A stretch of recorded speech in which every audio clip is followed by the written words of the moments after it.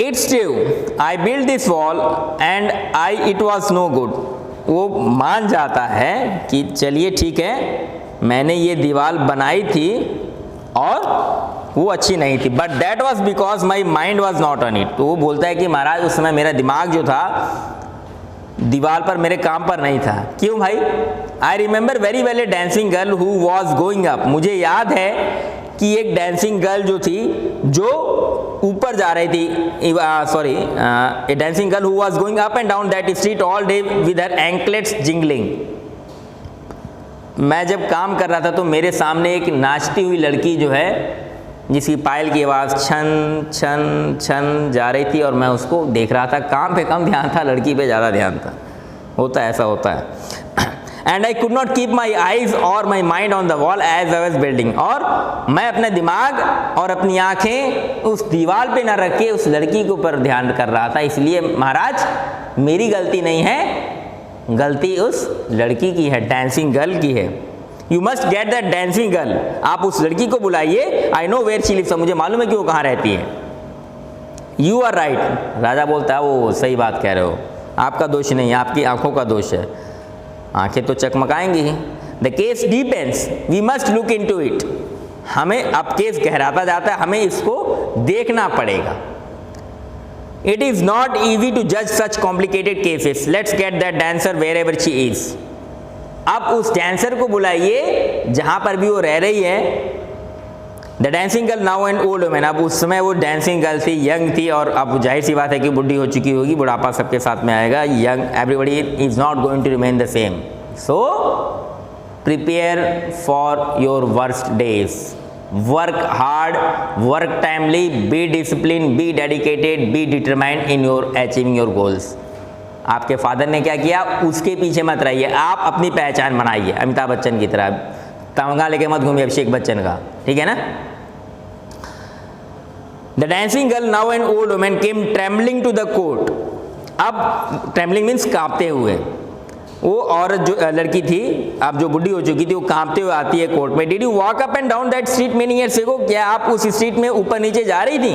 While this poor man was building a wall. Did you see him. क्या आपने इस बुढ़े व्यक्ति को देखा था कभी? Yes my lord I remember it very well. मुझे अच्छी तरीके से याद है महाराज, मुझे अच्छी तरीके से याद है। So you did walk up and down with your anklets jingling, you were young and you distracted him. उस समय आपकी पायल की झनकार ने इसके आदमी के, इस वृद्ध व्यक्ति के काम में बाधा डाली, और आज वो बाधा डालने की वजह से दीवार कमजोर बनी। दीवार कमजोर बनने की वजह से उस भाई ने अपना काम नहीं कर पाया और वो मारा गया। You are young and you distracted him so he built a bad wall. और आप यंग थी और इसीलिए आपने उसका ध्यान भंग किया, और सो ही बिल्ट, उसने ये दीवार जो है खराब बनाई। It has falling on a poor burglar. I am not teaching you on page number 22। Come to page number 22। It has falling on a poor burglar and killed him. You have killed an innocent man. आपकी वजह से ही उस निर्दोष व्यक्ति, innocent means not guilty, उस निर्दोष व्यक्ति की जान गई। You will have to be punished. आपको पनिश किया जाएगा।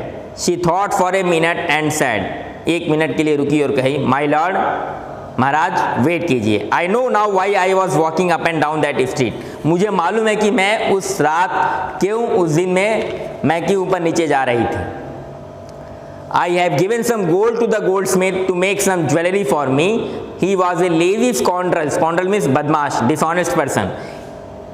मुझे याद है कि मैंने एक अपनी ज्वेलरी जो थी उस गोल्ड स्मिथ को दी थी बनाने के लिए, और वह लेजी आदमी था, वो बहुत बदमाश था, बहुत आलसी था। He made so many excuses, said he would give it now and he would give it then, so on all day. इसी तरीके से मुझे आज और कल दौड़ाया करता था, जिस कारण से ऐसा हुआ। He made me walk up and down to his house a dozen times. और उसने मुझे अपने घर पर जो है 12 बार, दर्जनों बार मुझे बुलाया कि कल आओ, परसों आओ, कल आओ, परसों आओ। और इसीलिए मैं उस दिन भी अपनी ज्वेलरी लेने जा रही थी। सोचिए कहानी कहाँ से शुरू हुई और कहाँ पे पहुँची। ध्यान से सुनते रहिएगा। That was when this bricklayer saw me। और उसी दिन जब मैं वो ज्वेलरी लेने जा रही थी, तो ये जो ब्रिकलेयर था, ब्रिकलेयर मीन्स मेसन, जो दीवार बना रहा था, उसने मुझे देखा। It's not my fault my lord, it's the damned goldsmith fault. मेरी गलती नहीं है, उस सुनार की गलती है जिसने मेरी ज्वेलरी नहीं बनाई थी और मैं उस ज्वेलरी को लेने जा रही थी। तो इसमें मेरी क्या गलती है? आप उस सुनार को बुलाइए। अब देखिए, poor thing, she is absolutely right. राजा ने बोला हाँ बिल्कुल सही बात है, आपकी गलती नहीं है, उस सुनार की गलती है जिसने आपका काम देरी में किया, जिसकी वजह से आप वहां पे गई और जिसकी वजह से ध्यान भटका। व्हाट एन इंटरेस्टिंग स्टोरी, कितनी मस्त स्टोरी है, सुनते रहिए।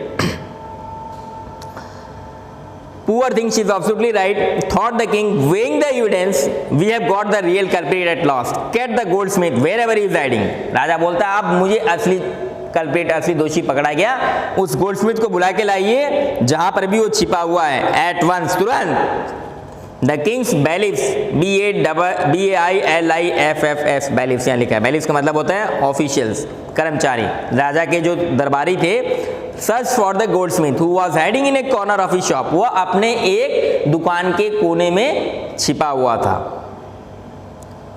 It's true I made this dancer come many times to my door. आगे अब अपनी क्षमा याचना करता है। When he heard the accusation against him, he had his own story. वो अपनी कहानी बताता है कि यस महाराज मैं बिल्कुल सही, मैं गरीब आदमी हूँ। It's true I made this dancer come many times to my door. I gave her excuses because I could not finish faking her jewellery before I finish the rich merchants orders. They had a wedding coming and they would not wait. You know how impatient rich man are. तो बोलता है महाराज इसमें मेरी गलती नहीं है, मैं कुछ और ज्वेलरी बना रहा था और उस वक्त व्यापारी, एक बहुत बड़ा व्यापारी था, उसका ऑर्डर था, जिसकी वजह से मैं इसका काम नहीं कर पाया। और उस व्यापारी के घर में किसी की शादी थी, इस वजह से मुझे आप सजा मत दीजिए, उस व्यापारी को सजा दीजिए जिसने मुझे ऑर्डर दिया था। और वो धनी आदमी था, इम्पेशेंट था, उसके पास में सब्र नहीं था। Who is this rich merchant who kept you from finishing the poor woman's jewelry?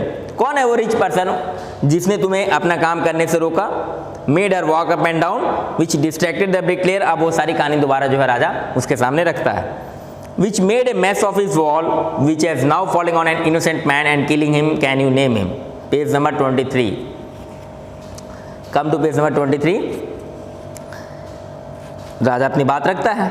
The goldsmith name the merchant. अब राजा जो सुनार था अब उस व्यापारी का नाम लेता है, व्यापारी को अब वहाँ बुलाया जाता है राज दरबार में। And he was none other than the original owner of the house.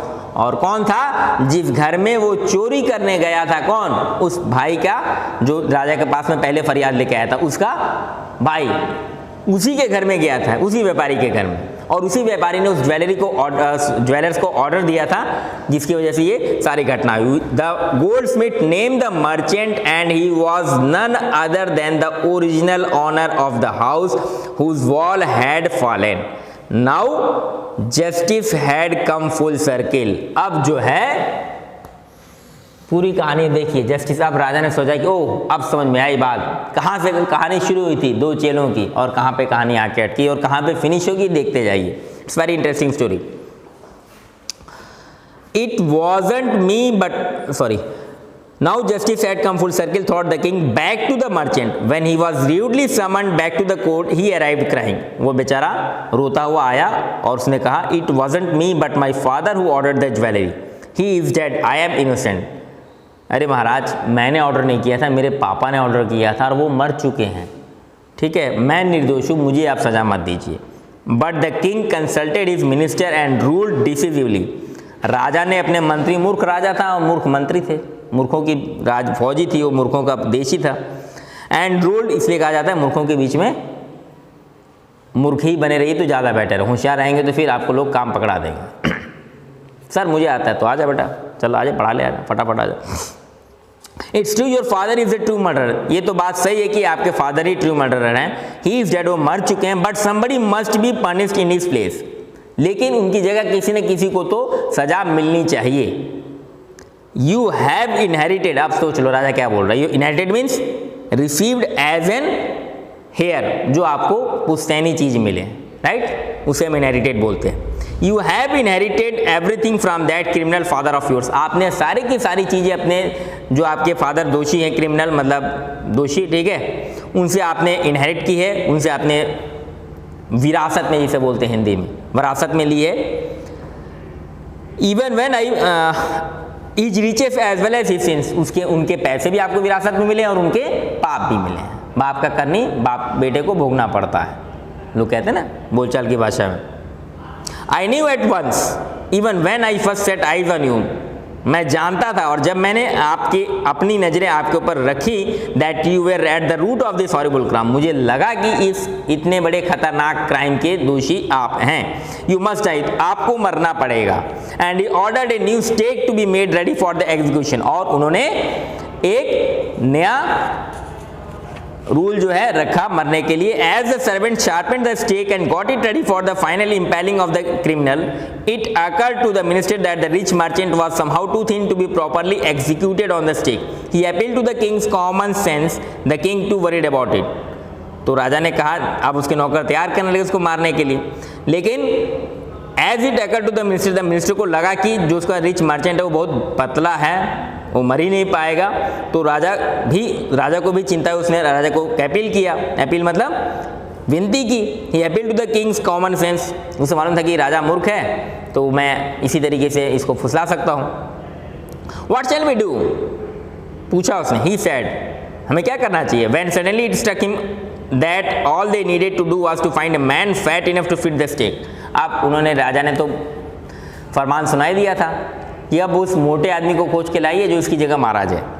अब देखिए, वो मुझे मूर्ख आदमी जो गुरु के साथ में स्टार्टिंग में कहानी में आया था ना, गुरु का चेला, अब वो फंसेगा कहानी में, देखते रहिए।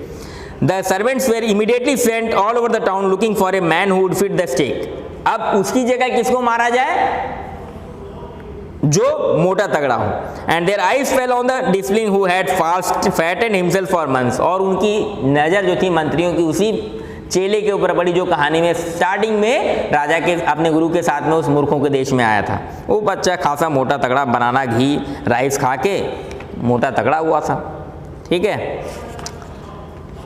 Now the story on page number 24, coming to the story on page number 24। What have I done wrong, I am innocent, मैं इनोसेंट हूँ, मैं निर्दोष हूँ, मैं सन्यासी हूँ। ही क्राइड, चिल्लाया, भाई मैं तो सन्यासी हूँ, मैं क्या करूँ।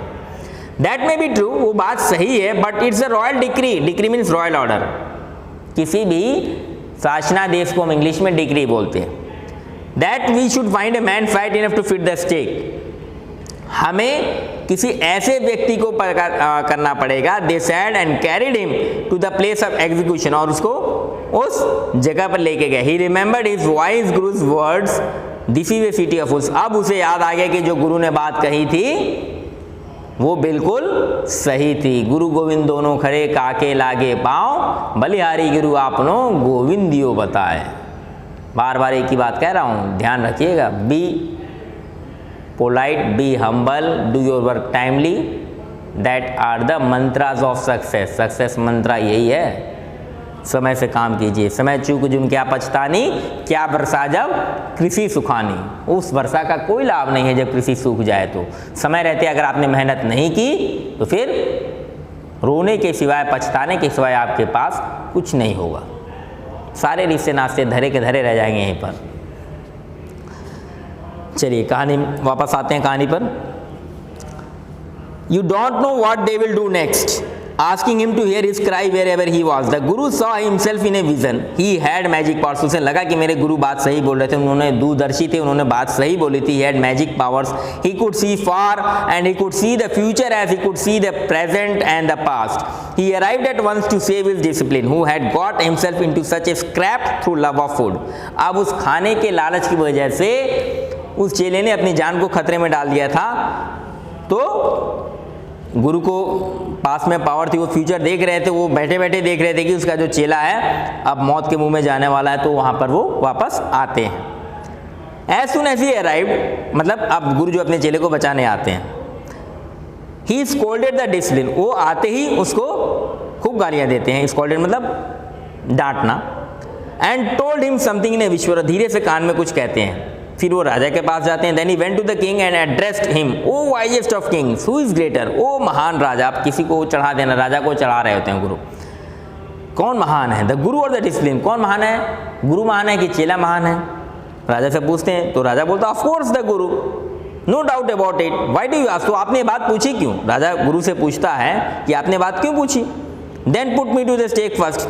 तो गुरु बोलता है कि ठीक है मुझे ही मारिए, मेरे चेले को छोड़ दीजिए. देखिए कितने अच्छे, चेला खा के मोटा होता है. ये राजा से बोलते, गुरु जो है अपने राजा से बोलता है put my disciple to death after me, और मेरा जो चेला है उसको मेरे मरने के बाद उसको आप मौत दे दीजिएगा, आपकी भी बात पूरी हो जाएगी और मेरी भी बात पूरी हो जाएगी।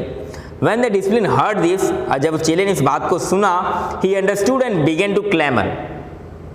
उसने बोला नहीं, टू डिमांड, क्लैमर का मतलब to demand for something in a loud way. अब जोर जोर से इस बात को कहने लगा कि नहीं, पहले मेरे को मौत चाहिए, पहले मेरे को मौत चाहिए।